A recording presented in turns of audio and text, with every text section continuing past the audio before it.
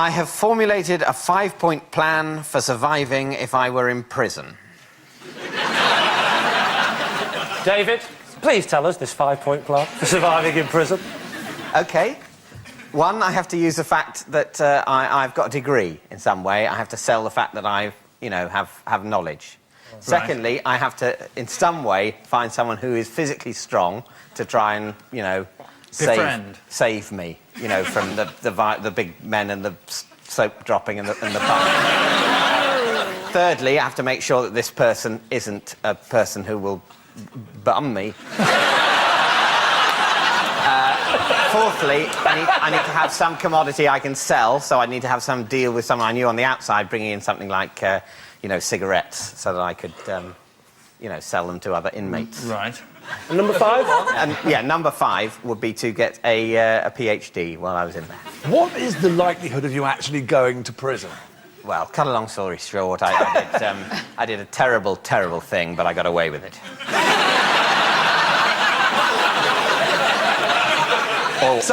This was an imminent... No, I formulated this when I was a late teenager, and I was frightened of prison. How old were you?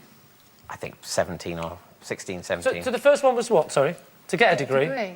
No, that was the last one. Use his degree. No, the first one you said was to use your degree. Use your But you were 17. So part of your 5-point plan of how to survive in prison is I must get a degree, and number 5 is I must get a PhD. It's this kind of talk that's going to get you into trouble in prison in the first place. It wasn't 5 topics of conversation when in prison. Oh. I wasn't going to bring these things up. So what are you going to do while you're here? I seem to have a cocktail in my hand. Why am I the only one? Oh, I've dropped my cocktail. Don't pick it up.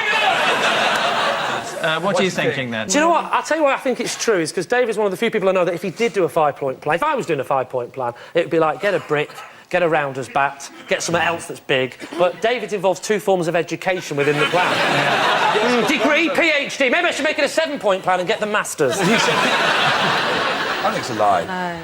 What do you think, Leslie? I think it's bullshit. I'm with you, Leslie. You're a big liar. I think she's lying too. So, Lee, you're the team captain. What's your verdict? I think that what he's saying is utter rubbish, and that's a lie. David, put us out of our misery. Yes, I'm afraid to say it is a lie. It is. Yes. Well deduced.